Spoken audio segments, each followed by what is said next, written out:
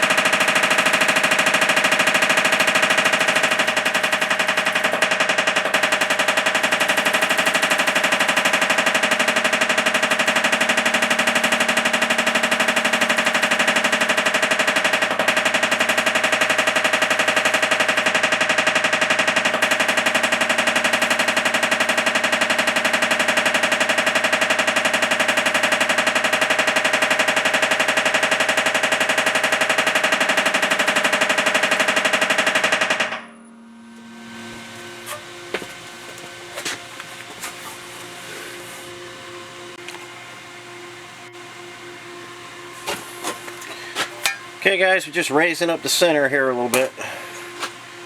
I'm hoping you can see this. I can't see much in the camera.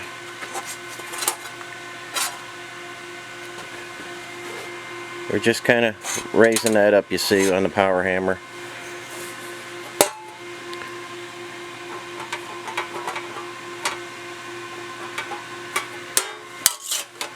And these are going to be the ends for the tank. We'll go back and we'll send those through the flanger to put the flange on them. But right now we want to get a nice raised area in there. And I'll show you what that looks like when we're done on the flanger.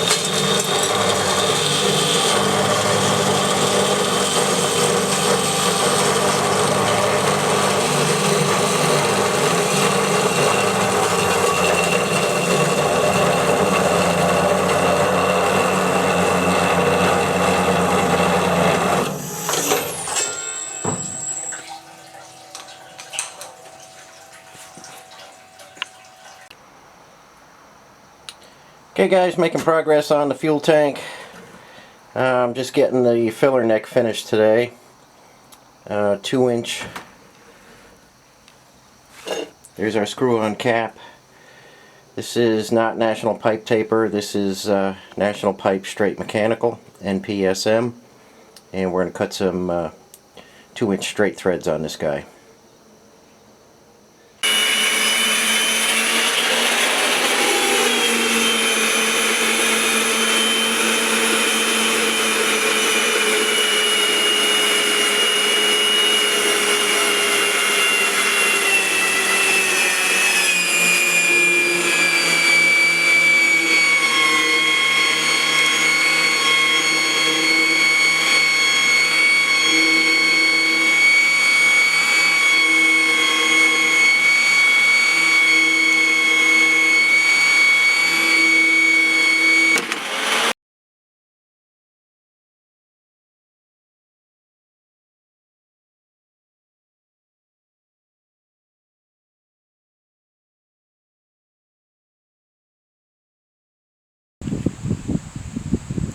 Okay guys, there's the finished tank.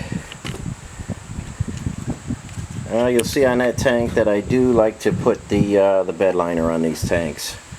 They last a lot longer. No matter how clean you try and keep your Jeep, a lot of stuff collects.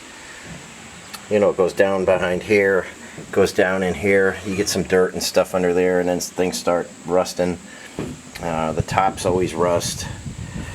I put the screw-on cap. I like that better. I did my upgraded rubber seal there and my stainless steel fuel guard.